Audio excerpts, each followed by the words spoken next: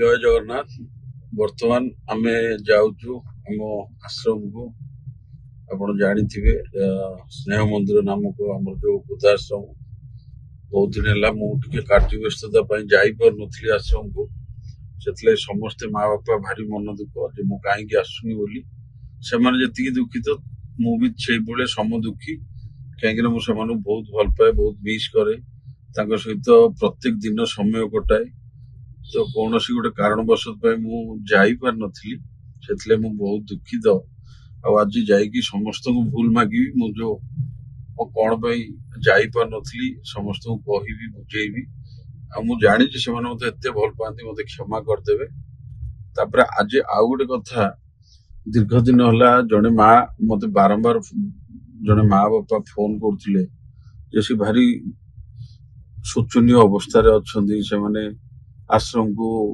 आसवाई चाहूले तो बर्तमान से आसिकी पहुंची कौन तांको स्टोरी कौन परिवार हिस्ट्री बर्तमान आम देखा मुझे पहुंचे आश्रम को पुणी आपण को देखी से माँ बापा को आम पुणी चर्चा करिया माँ बापा को परिस्थिति आसले केमिति आसले स्वास्थ्य अवस्था केमिति आम जत्न नहीं पारिबा से विषय आलोचना करिया।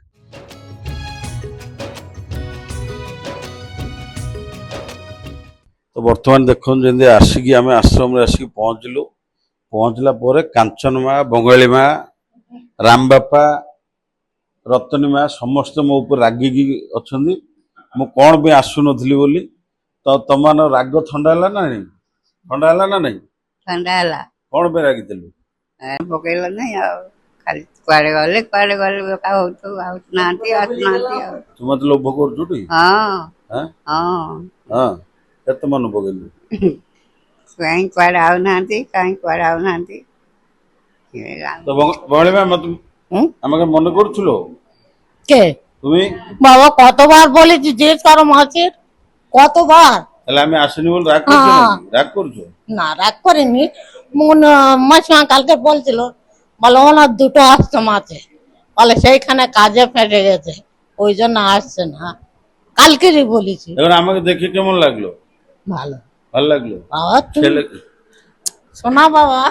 देखिकी मुठू मुझे चिन्हट कर पारि समस्त गुड़े लोक बसन तो सारे ना किए से जो देखिली बोले सेभिंगटा अलग प्रकार भल भाव चिन्ह पारि ये सेभिंग को आगुरी था एमती एमती रहा ये सेभिंग देखला मुझे चिन्ह पारि जो लोकटा को देखी जिते मुझे चिन्ह पारि से जिते जहाँ भी तेणुक देखिकी मुझे अत्यंत आनंद देखी पड़ते राम आज्ञा देह तो भल ना गोटे चर्म रोग होती ये चर्म रोगटा प्रथम जो प्रकार है बर्तमान खाली कला पड़ी सबुआड़े खाली कला पड़ी बिंदु बिंदु हो कला पड़ी हो कड़ पड़ी कि आग कुंडी होता ये जो आपको देखली डॉक्यूमेंट सब खाइला से कुंडिया ना भल कुंडिया भल अच्छी कुंडिया 90% भल हो किंतु यही जिनिस गुराक पिठी देह मुंड सबुआड़े भर्ती कौन हो ना समय समय किंतु मु समस्त को बुझेदेली राग थंडा हो गला रतनी कौन रागुलु मन पकौलु तुम 4 मास नाई तो देखी पारे जमी समस्ते केते खुशी आनंद अच्छा आशा तू कौन कौच तो दांत कहीं दांत नहीं आसामार दांत भांगी जाइए तो बर्तमान मु आसिक से जी खुशी लगुच से भाया खुशी मत भी लगुच बहुत दिन पर आज आसी कांचन कांचन काली कौन बिली बिली होतलु कौन बाड़ी होते कौन बाड़ी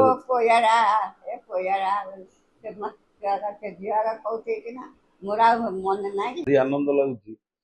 वीडियो माध्यम गोटे पुणी सब गोटे वार्ता आमर रुहे जे परिवार गोटे गोटे परिवार मेरुदंड होती माँ बापा जदि माँ बापा घरे शांति रहिले तुम परिवार शांति रही तो आप देखिपे जो मैंने कहीं मोर रक्त संपर्क नुहति जदि मु